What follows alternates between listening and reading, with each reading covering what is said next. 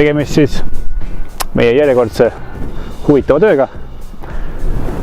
Jugendstiilis korstnapits, üleni valgel vugil, lõõri ristlõike pindala 27 × 27 sentimeetrit.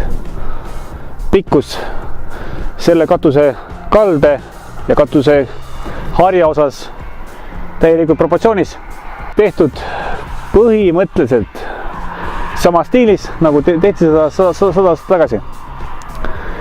Et muudetud selles eskiisis on ainult ühte rida ja see on ka oluliselt allpool, kui on krooni osa.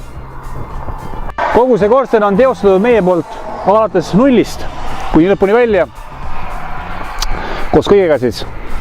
Ja selle korstna kõrgus täiespikkuses on 8,77 meetrit.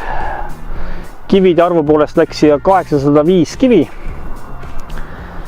Ja vahelaest läbi tulek. Sellel korstel on lahendatud siis kolme välja astumisega, et ei oleks seal mingisugust erilist villa või betoonkraed.